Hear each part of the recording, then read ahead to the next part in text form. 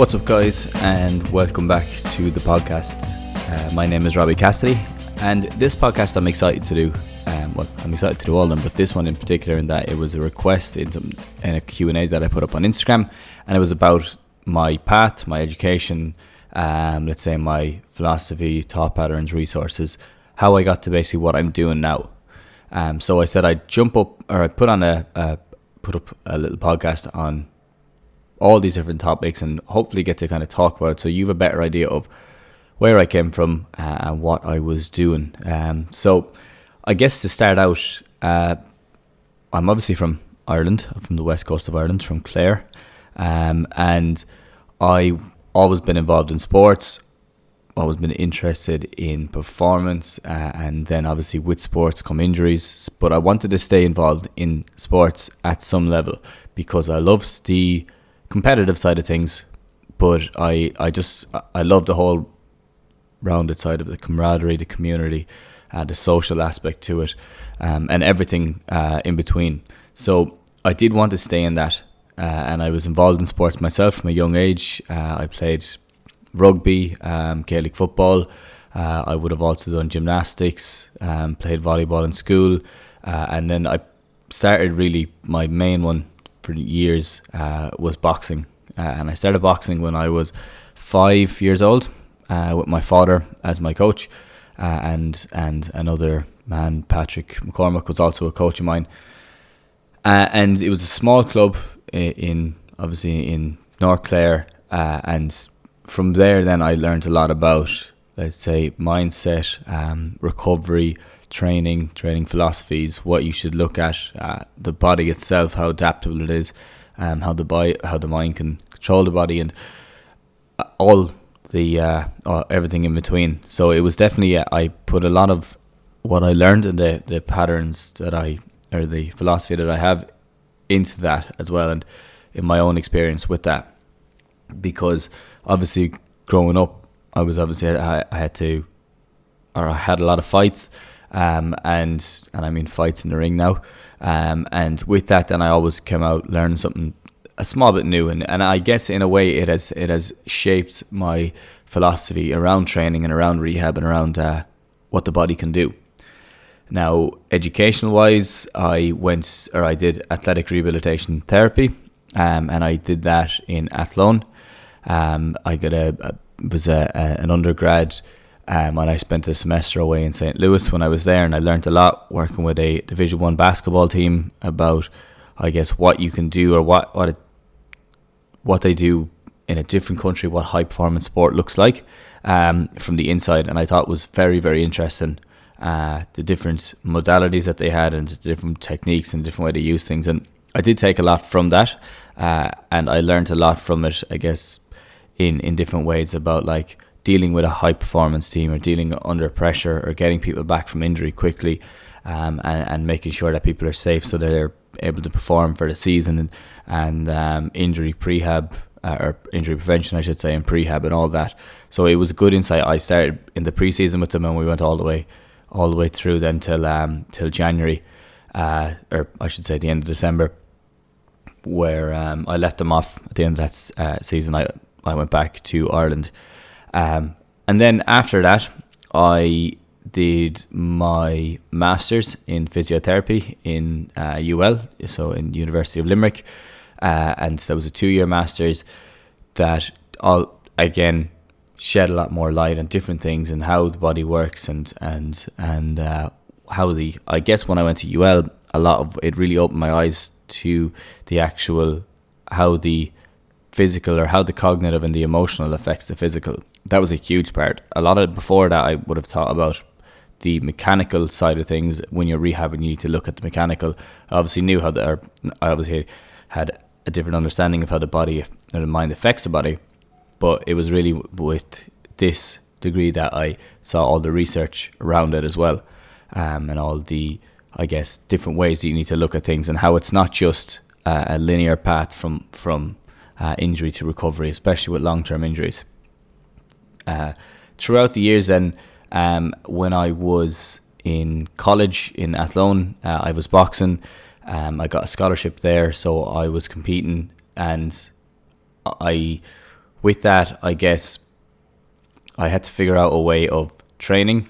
So I was able to train consistently and balancing that with obviously the social aspect of college life. And I found then when I was doing it that if I was just training hard and I was still socializing, going out and not sleeping properly, I was figuring out that I was getting these niggly injuries that would just stick on for a long time, and they were affecting my performance in different ways. So I kind of wanted to get a better understanding of injury prevention, how to prevent that side of things, and then as well as that, how to recover properly. So AIT was very good in that they were highly active with they had a strong, I guess, sporting population, and there was a lot of research going on up there with their sports science department and their sports therapy departments, which we were, because we were, let's say, I guess because the athletes they had on scholarships up there, they did different testing on us, and with that I saw it from both sides. So I saw it as the tester, and then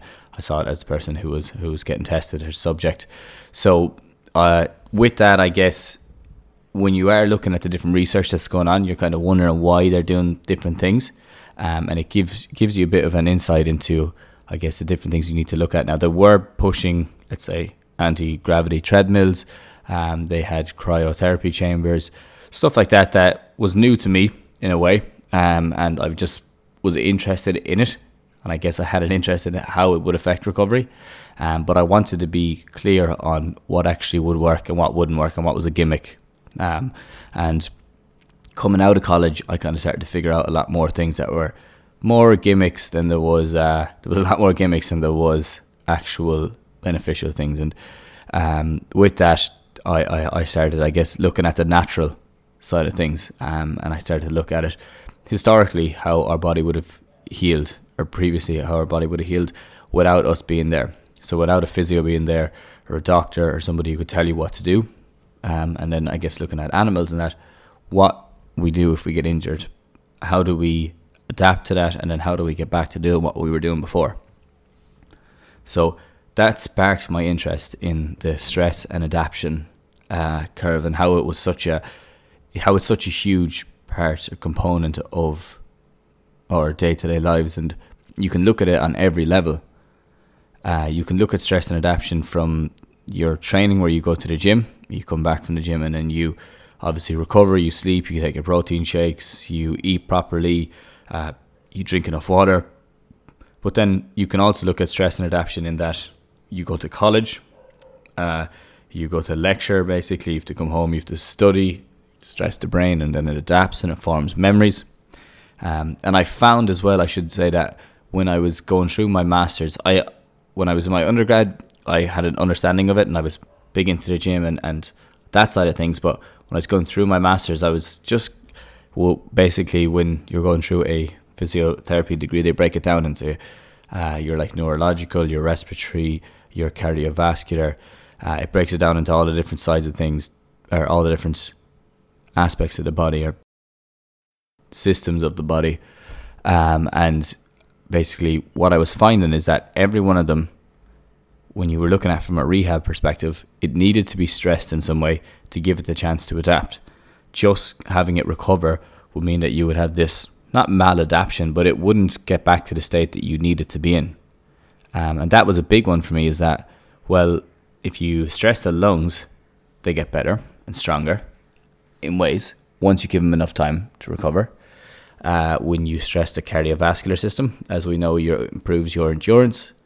When you stress the neurological system, it improves different adaptation in multiple different ways. And that was something that really I found. I remember being in there, and one of our lecturers saying that many people look at your, let's say, your musculoskeletal system, and they say that when you're rehabbing, this is the most important thing with sports injuries.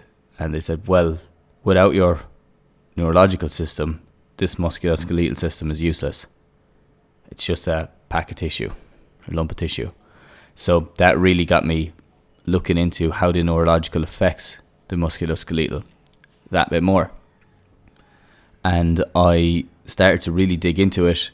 And once we were on placement, we were working with, let's say, people with Parkinson's, stroke, and you would find that when they were coming back after this, you would have to look at how you could test the body so that it would adapt, and they would get better.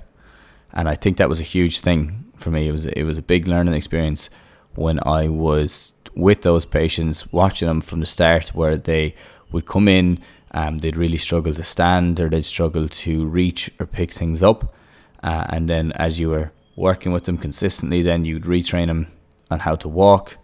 You could retrain them on how to I guess,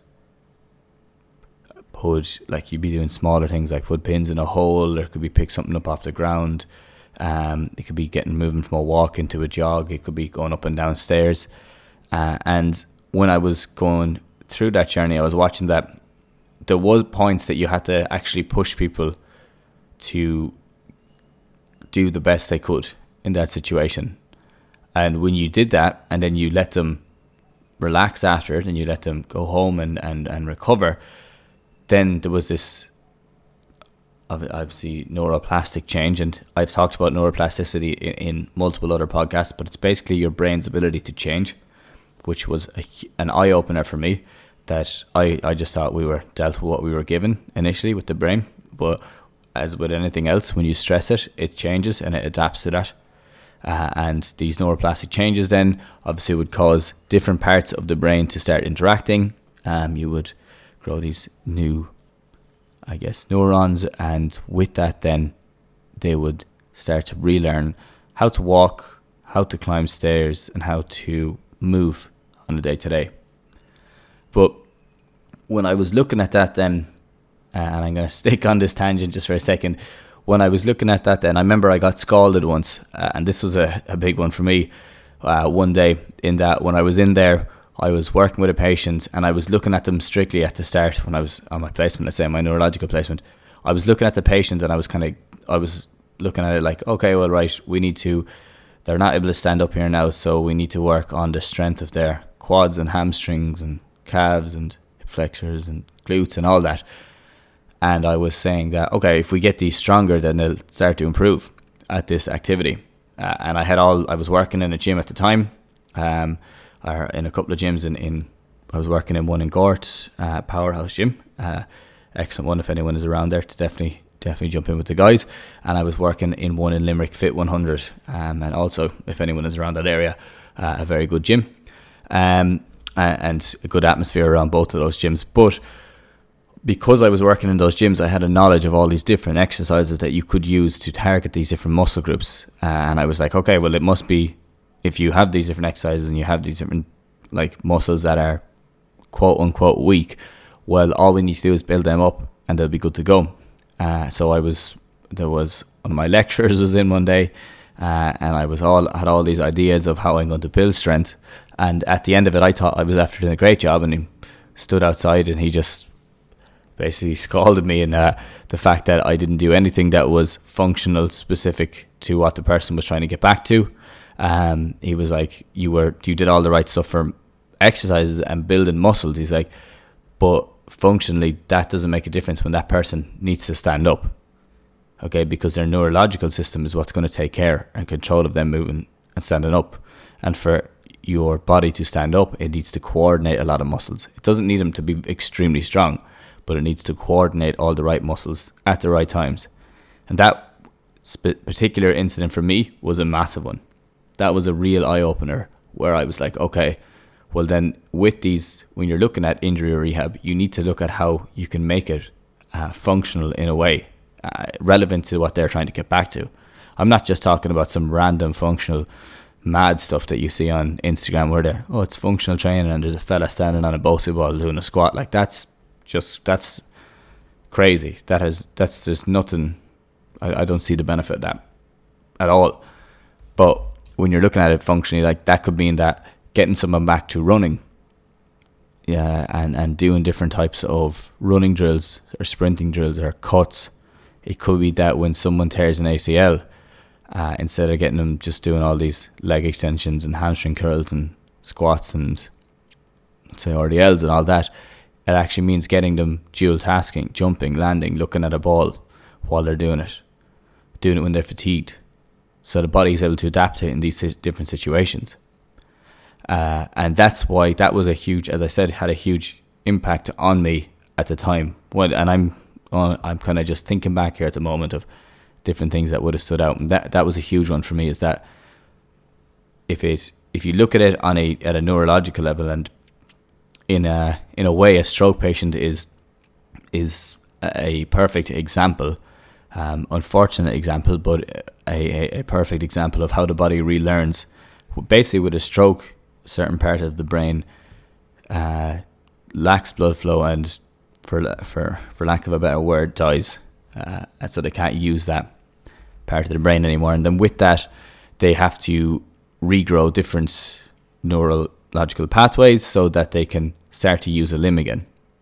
Okay, so even though, let's say, the motor cortex, the part where the leg is affected, the body needs to still, for survival's sake, it needs to regrow different pathways so it can move again, if they want to have a chance of moving again. So to do that, it needs to practice, and you need to train the type of you need to train the movements, and you need to train the patterns that it's going to use when it's walking or when it's standing. So you need to find out different ways of doing it, and then that is a surface level view of it. And this is what really jumped out at me, is that when it comes to your central nervous system, which is your brain, your spinal cord, it takes in everything into account. It takes in everything that you see, everything that you hear, your emotional response to it, everything that you feel, what your heart rate is like at the time. You would not believe your vestibular system, your proprioceptive system, that's your balance, they're related to balance. It takes all of those into account. So when you start to look at it on a deeper level, when you're looking to relearn tasks and you're looking to rehab injuries, you can dive deep into it. And it's something that I have been on diving deeper and deeper and deeper in for the last couple of years, and I see absolutely no end to it. If I'm honest, I just see that it's like a cave that just keeps going. There's so much to learn there, and there's so much to learn on the stress and adaptation curve and system as well, that I see myself for the rest of my life digging into it, because I find it so interesting how someone's emotional can affect how their neurological system picks up something and uses something. And an example that I go back to at times is your posture, and your posture in different situations. So like, your posture is not set in stone, because you've a rounded shoulders posture. A lot of the time, obviously, if you're working on a laptop in front of you, it can be a comfortable position to sit in. Okay, so even if you look at the way you walk, a lot of the time is you copying someone else that you saw walking like that. It could be someone in your family, it could be someone you respect. And a lot of people put it down to, when you look at it on a mechanical level, they have tight pecs. That's the real problem. They have a weak back. But it's not. It's, if you look at them in different situations, I always use the example of McGregor. It was a great example when he'd walk up on stage and do a weigh-in. Stood, wide stance, broad shoulders, big posture, right? A confident posture. Now look at somebody who's not confident.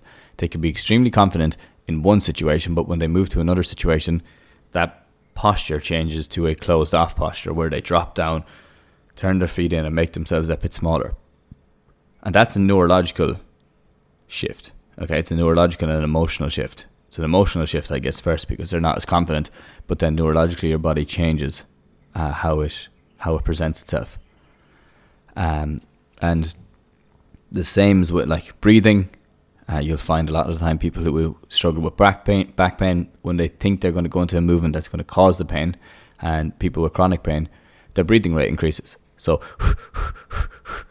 to start breathing that much faster. And with that, then their body reacts to it, and their nervous system picks up on how they breathe. So you need to, if you're making change and you're making change for long-term injuries, it works that, or you need to look at how you can change all of these other aspects, like breathing. If you want to like breathing and the emotional side of things, as I said, dual tasking, where you're doing a couple of things at the same time, and functional tasks as well, so they have an idea of what they're doing. I was working with a lady last week, or I have a client, let's say, who has a shoulder dislocation, and she was really struggling to tie up her hair.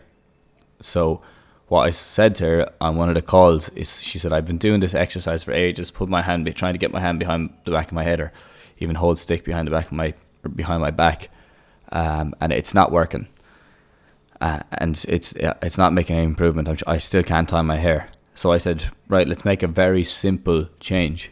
All I want you to do is, when you're at work throughout the day, or when you're at the gym or wherever you are, I want you to visualize yourself going back and tying up your hair. So I want you to try the movement, but at the same time, I want you to have an end goal in mind. I'm not just telling you to put your hand behind your head randomly. I'm telling you to reach for that. Okay, so to do whatever you have to do to get back and reach for that. And when we jumped on the next call, she hadn't been able to tie up her hair for the 4 months before it. And within 2 weeks, because we had a functional goal in mind, she was able to do it because her body adapted to it. It wasn't just randomly putting her hand behind her head anymore.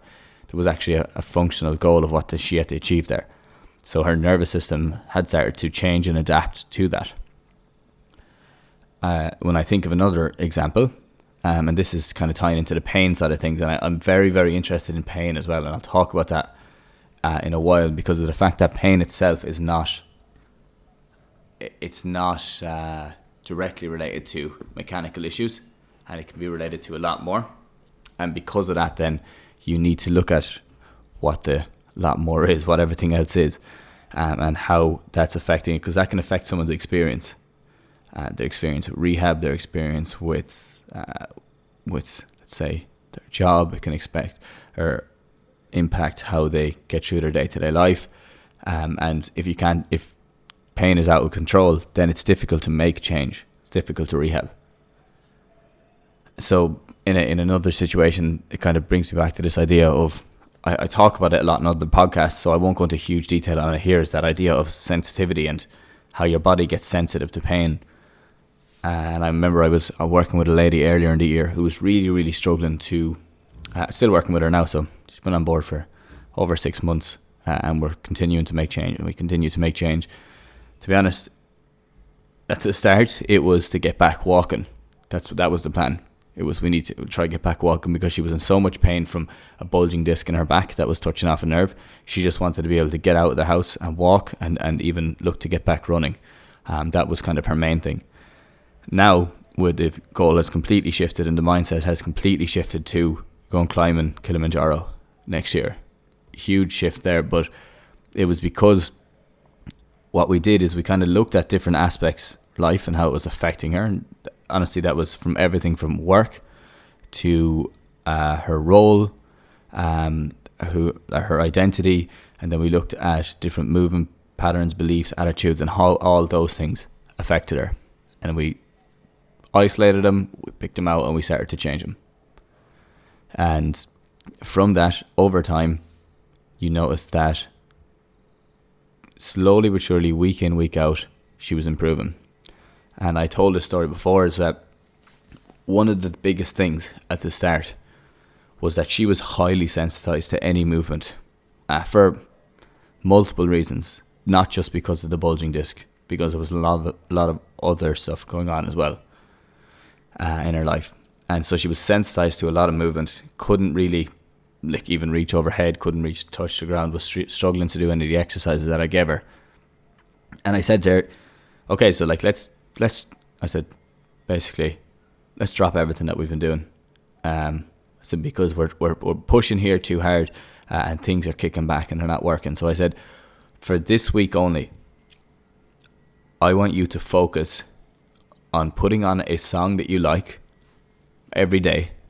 And for the 3 to 4 minutes that song is on, I want you to dance to the song. So I don't want you to think about anything else.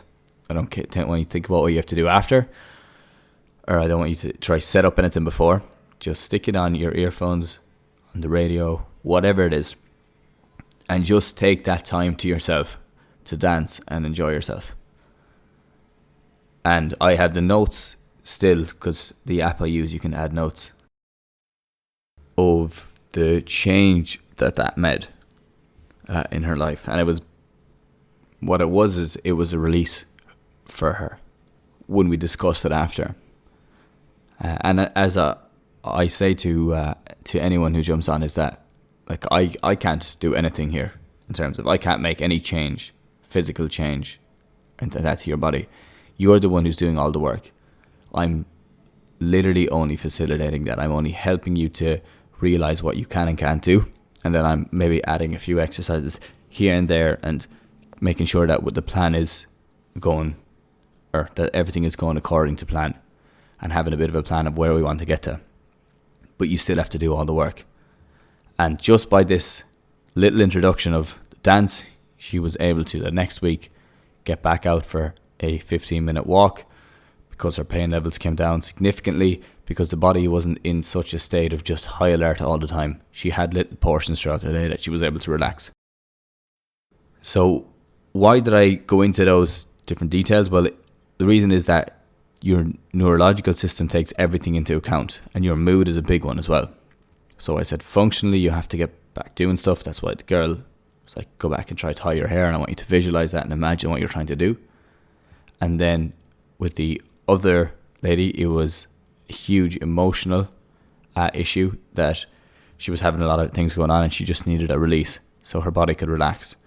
And once we introduced the dancing, straight away her sleep improved. And once the sleep improves, you can make very big change very, very fast once you get people sleeping 7 to 8 hours. Very quickly, you'd be surprised. So that's why when I was in college, as I said, I really looked at that side of things, and neurological really stood out for me. Now, when I was, I guess, how did I get into the mobility side of things, or mobility training? I was in college as well at the time, and I was actually probably following McGregor at the time, and he was working with Ida Portal. I had obviously always been interested in the injury prevention side of things, as I had mentioned earlier, and that was tying into it. But when I looked at McGregor working with Ida Portal, I thought it was a completely different perspective on how the body works. And the more I looked into it, I could see how it tied to this side of, like, the functional side of having that control of your body. And I really did, I really enjoyed it at the start. Like, I really liked what they were doing and how they were doing it. And then I looked at, like, let's say, Kelly Starrett, another excellent guy. Strong Camps is another good one. But they were all basically doing the same thing. They were all just stressing the body, giving it time to adapt. That's really all they were doing. So I loved the idea of what they were doing, and I loved the idea of that injury prevention. Prevention is obviously better than cure. That was a big thing, and a big thing that stood out for me. But as I looked into it on Instagram, and even with some of the guys that I've mentioned there before, some of the stuff they were doing had very little benefit when you're looking at a sporting population. And I was thinking, okay, so they're doing this stuff, but it looks good on video, but what's the actual performance aspect of it? Like, how is it in a rehab situation? How is it anyway beneficial? Because obviously I came from a rehab standpoint on this stuff. And I kind of came to the conclusion that a lot of the stuff they were doing wasn't beneficial at all, but it was being sold as it was like a necessary thing that you had to do. You had to have, Jesus, I remember seeing something on Instagram, you had to have these certain prerequisites before you could deadlift. Like, what a load of shite. Like, some of that stuff that people put out is crazy. And I guess there's a reason for it as well. It's to, in some situations, put them as the person to look for, well, but what do I have to do to get these prerequisites so I can actually start deadlifting in the gym? Well, for me, go into the gym, throw a kettlebell on the ground and start to lift that. Then start to work towards a bar. There's no prerequisites that you need of joint angles or anything like that. That's just making it too digging into it too much. And I was looking at like FRC and that, and I was like, great idea, but a lot of this stuff is unnecessary as well. At the same time, I was thinking that it's like, I love the idea of getting the joints moving through the range of motion and building strength at length and all those different aspects. I really did like that, but I just thought that some of the stuff they were doing is unnecessary for certain populations, and because I was looking at population specific, like athletes in different sports, and I was thinking in some situations, I wonder, could this actually be more dangerous, that you're getting people to you're trying to get people to change their mechanics, the mechanics that they've had for years and years. They've to adapt to these new mechanics then. So I guess from that, led me into like people obviously were getting in contact with me because they were struggling with these injuries that had been going on for a long time, and they wanted a new approach to it because they had tried stuff in the past, and this idea of mobility was nice and it was exciting for them. And as I got into it then, as people started jumping on board, I was like, well, this mobility side of things is just it's a small aspect of it. There's so much more. There's so much more on the emotional side of things as well. So much more on the psychological side of things. And I think the problem that these people kept on running into is they had all the mechanical things right, but they just hadn't taken control or taken care of all the other aspects. So, as I said, your psychological, your social. So I went down the path, obviously, of making sure that the mechanical is right, and we're really working on that, but then also that the recovery side of things is right, and then looking at the neurological system as well and bringing that into it. So I kind of started to form my own idea around it, and I've talked you through the neurological there. I've talked through bits of it anyway, about how that was such an issue in a lot of people. But what I told people, or kind of, I guess my philosophy, or if I was to put it into it, is that the body is like a healing and adaptation machine. Once you put the right stress on it and you give it time to recover, that's really what it is in a nutshell. And that's every system in the body. So I guess obviously nothing works in isolation, and you need to integrate systems. But when you're looking at improving it, it obviously needs to be stressed. You need to give it time to recover. And I think what a lot of people were missing out on is they were stressing it and they were doing all the right stuff, but they were missing out on the recovery side of things, and that their main recovery agents, like their sleep, their hydration, their diet, their stress management, their mood, how they enjoyed their day-to-day life, overall satisfaction, quality of life, was lacking massively. And what they were looking towards was foam rollers to try, because still, if you think about it, you're missing out on the idea of that there's all these other aspects, and you're thinking it's mechanical. So foam rollers, massages, dry needling, massage guns is the new big one, because there's nothing wrong with them. Like, they feel good, but I've done podcasts on it before. It's not going to be the be all and end all of what you do. Might add a small bit to it, but overall, anyway, you can go back and listen to that podcast if you want to. I won't talk about it too much.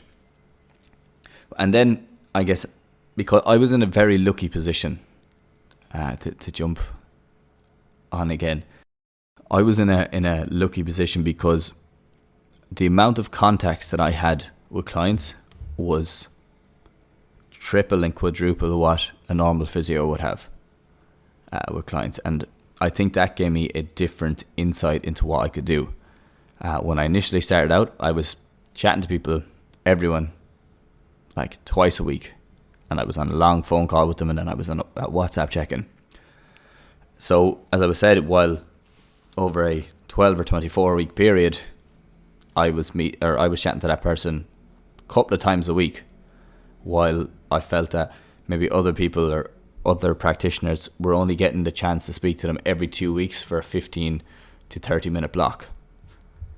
And through that, then I had the opportunity, I guess, to speak to them more about the psychological, the emotional, cognitive, training load, just general load management, work, family, and all these other aspects. And I started to kind of form my own idea. I guess it's not my own idea, but it is. I kind of have my own way of doing things, taken from research and taking from what other people do as well, and kind of journaling on it and reflecting on it, and getting a better idea of what's going on with that person as a whole. And I always push this idea of taking a holistic approach to health, a comprehensive approach to it. And I found by quadrupling up the contacts that I had with people, and what contacts I mean the amount of times I was chatting to them, I was able to dig into these issues a bit further, and we were able to make a lot more change. And I think that was a key in my learning experience so far, is that there is a lot more involved with, especially with long-term injuries. That I guess that kind of sparked my interest in long-term injuries more. But there's a lot more involved in them than just what you see at what you get at face value. And even more so, as I was doing more reading into it, I remember seeing a quote, and I thought it was a perfect quote for a lot of the clients that I was working with. And it was, a patient without a diagnosis is naked to the public. And that really stuck out for me, because the majority of the people that came to me were in a position that they have been given 5 or 6 different diagnoses, because the practitioner that they went to had to give them a certain diagnosis of what it was. And then I guess, as I had really, from my education and dealing with people in the past, I found that education was one of the most important aspects of the recovery process, of the rehab process. Because at times there is no diagnosis. There's no specific diagnosis. You can say, okay, you have a tendinopathy. Okay, but that tendinopathy is because you're not recovering properly. There's a lot more going on there. There's emotional stress that's causing it to kick up. Maybe a tendinopathy is one example. Obviously, training load is a huge thing there, and recovery is not as good. But let's look at another one that's more common, like a knee OA or knee osteoarthritis, say a rotator cuff injury or shoulder injury or a labral injury, a cartilage injury. These are things that are, and I'm going to just come out and say it just frankly enough, is that, and I know a lot of people listening to this podcast have got surgical or have surgery for these issues. Like a meniscus injury in your knee generally is not a problem at all. A meniscus or a labral injury in your hip is not an issue. Why? Because 75% of the people that play GAA have a labral injury in their hip on an MRI scan and don't have any pain. So there's so much more to it than just the mechanical, and having someone going in and just taking that out because it's a quicker fix. And I can see this, a lot more light being shed on this as we push on or get, I guess, as our understanding of it gets better, that a lot of these surgeries are not needed, are completely unnecessary. A lot of back surgeries are completely unnecessary. Shoulder surgeries, a lot of them are unnecessary. There's just more things going on. Okay, and it's that, like, you need to just take care of all the other aspects, and then the body will do the healing itself. Because remember, if you had a cartilage injury 1,000 years ago, what would have happened there? It would have been sore for a while, but after a while your body would have adapted to it. So there's other things going on in the background that cause these things to kick up and get worse. And that's why pain is not just a mechanical issue. And I say that now, and as I said, there's a lot of people that are listening to this podcast that will have struggled with issues like this. And I'm going to say it's not your fault that you may have went the surgical route. If you helped you and you got better, I'm perfect. Then it was the right thing for you. And you shouldn't change that. But if it happens again, you need to look at other aspects of what causes it to kick up. With that, you most likely, in a lot of situations, it's that you've developed a sensitivity there. And your body flares up when there's an increase in load or increase in stress on that area or on the body in general.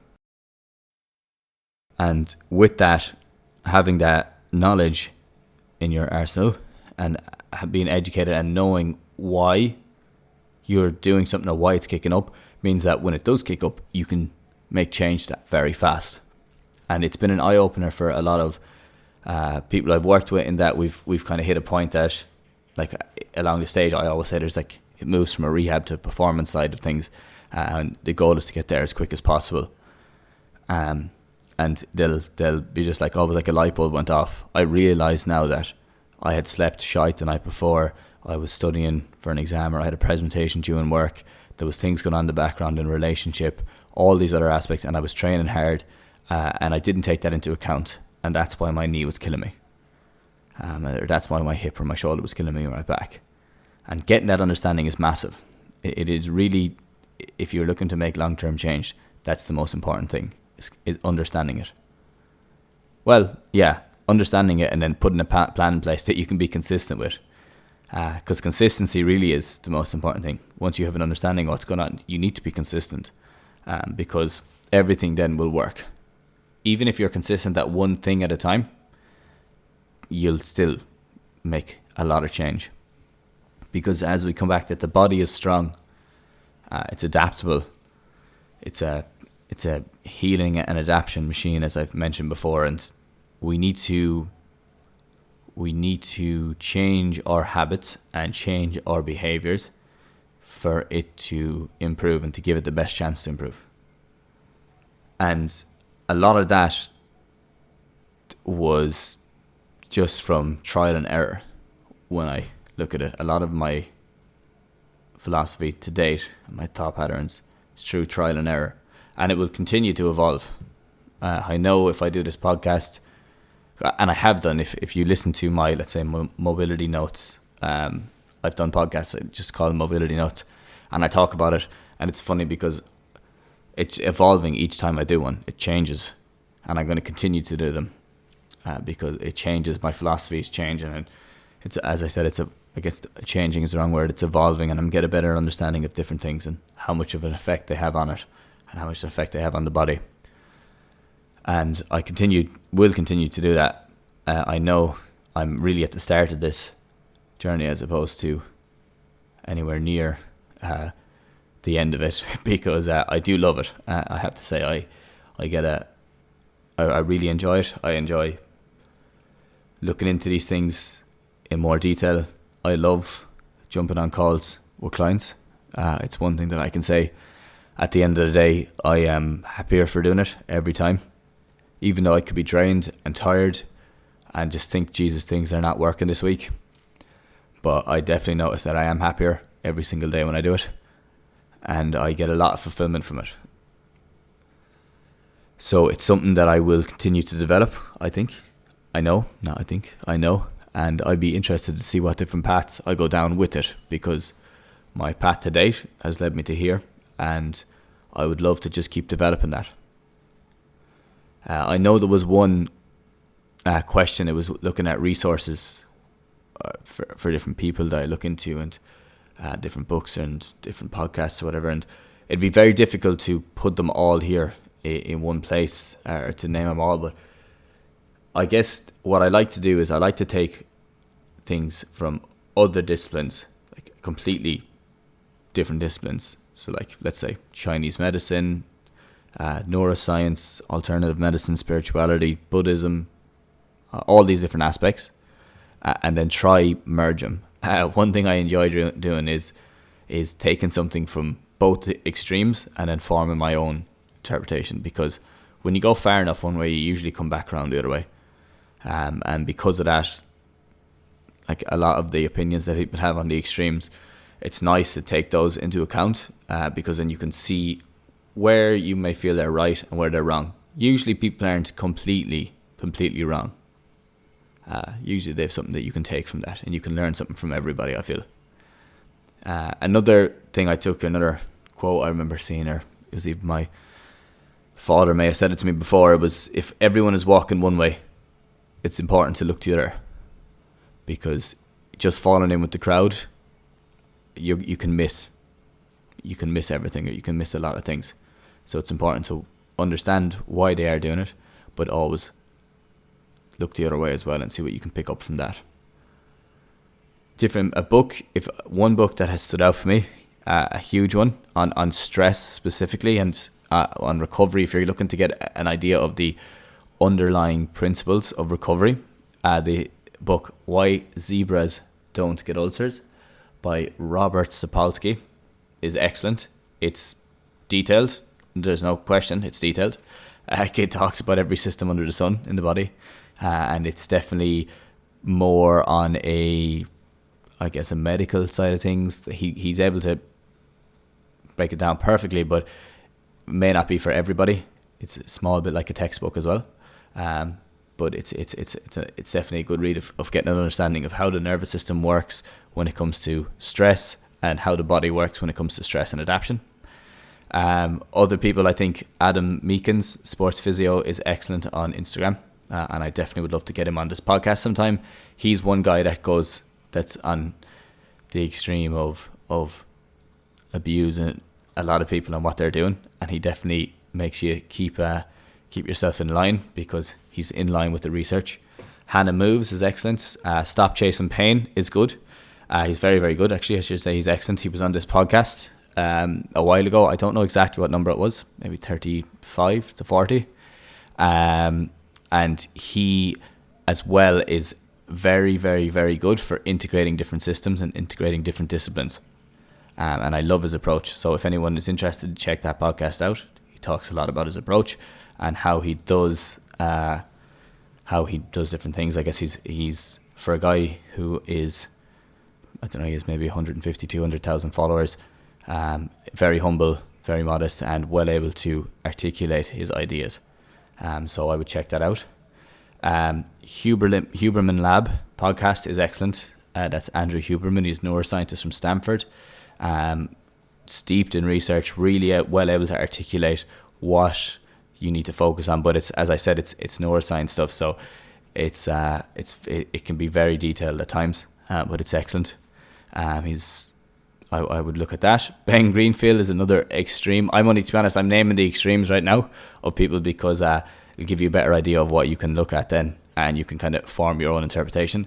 He's an extreme on the research side of like cutting edge stuff that's coming out at the moment, and how you could integrate it. But he has some mad stuff there, some tinfoil hat stuff as well at times. But I guess you have to form your own opinions on these things.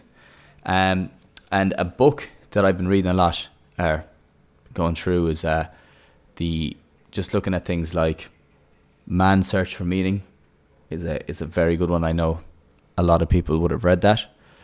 Sapiens was another book that I read that was really interesting, and I was like, okay, that gives me a different idea of how we've developed over time, like over the years, and how different cultures can affect people's personalities and how they change. So that has very little to do with physio or healing or anything like that, but it's good to throw these things in there so you can start to figure it out yourself. In terms of research, then obviously you can go on PubMed, Sci-Hub if you want to. I didn't say that here though.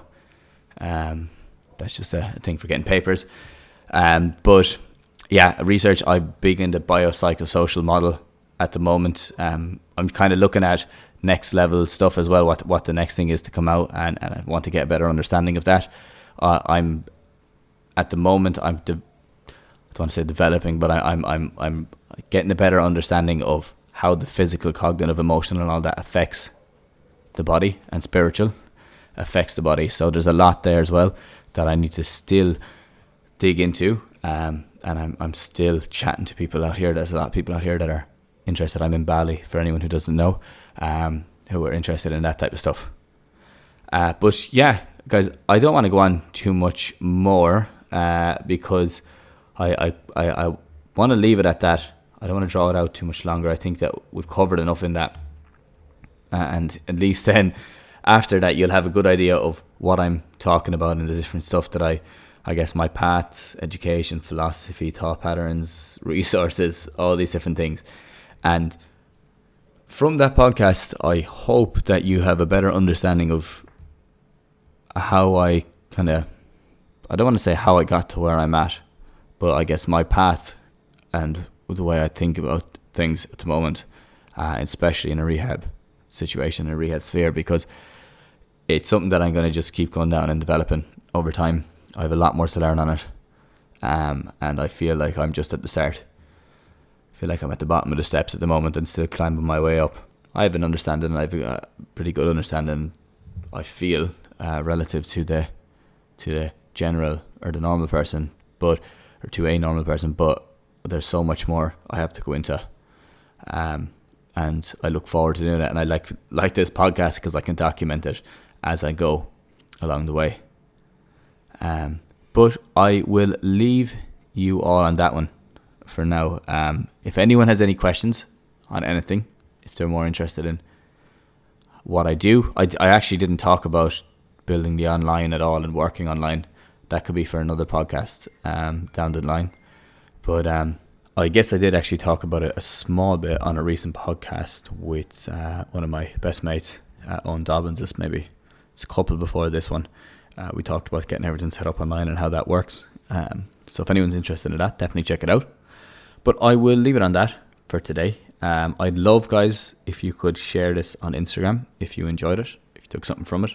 It goes a long way for promoting the podcast and getting the name out there, and getting the podcast out there as well, because I look to get on more guests in future, and the more, I guess, it gives me more leverage then, the more people that listen to it, as well as the type of people that listen to it. So the more feedback I get on it, the better. And please, also, if you're listening to it on iTunes, just pop off, hit that rating, give it a rating, and then add a comment really quickly. It doesn't matter what it is, it doesn't have to be anything crazy. But it just also promotes the podcast a good bit on iTunes, and on Spotify. If you just hit subscribe, or if you're listening to it on YouTube, hit subscribe as well. But that is everything from me today. I hope everyone is doing well, and I hope everyone is well and healthy. So I will chat to you all again soon, guys. It's going to be the same time next week, and the week after that, and the week after that as well. I'll be keeping it on a Sunday for now. So as always, guys, have a good one.